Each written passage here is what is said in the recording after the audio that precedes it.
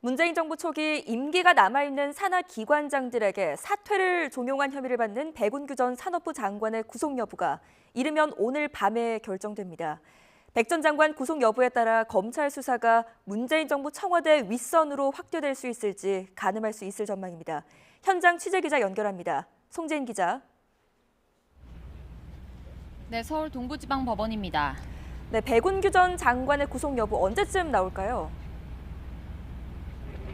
네, 이르면 오늘 밤 나올 것으로 보입니다. 백 전 장관은 앞서 3시간에 걸친 구속 전 피의자 신문 절차를 마치고 현재는 동부구치소에서 결과를 기다리고 있는데요.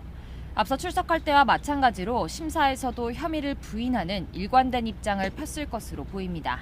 먼저 출석 발언 듣고 오시죠.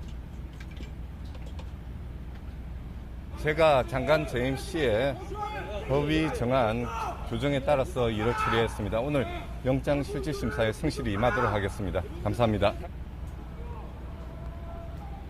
백 전 장관에게 적용된 혐의는 직권남용 권리행사 방해입니다.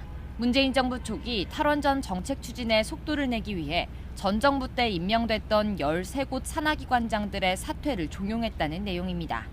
후임 기관장이 임명되기 전 내부 인사결정을 취소하도록 지시한 혐의와 특히 특정 산하기관의 경우 후임 기관장 임명을 부당하게 지원한 혐의 역시 포함됐습니다. 구체적으로 검찰은 한국지역난방공사 후임 사장 자리에 한명숙 전 총리의 측근으로 알려진 황창화 씨를 앉히기 위해 백 전 장관이 면접 예상 질의서 등을 건네줬다고 의심하고 있습니다. 백 전 장관이 문재인 정부 주요 인사 가운데 첫 구속 사례가 될지 시선이 쏠리고 있습니다. 네, 이번 구속 여부가 앞으로 검찰 수사에도 상당한 영향을 주겠죠? 네, 그렇습니다. 오늘 영장심사 결과가 더욱 주목되는 이유입니다. 검찰이 백 전 장관의 신병을 확보한다면 문재인 정부 청와대의 핵심 관계자들, 이른바 윗선 수사를 본격화할 발판이 마련될 전망인데요. 검찰은 이미 당시 산하기관장 사퇴 문제를 논의한 청와대 인사를 특정하면서 윗선에 대한 수사 의지를 내비쳤습니다.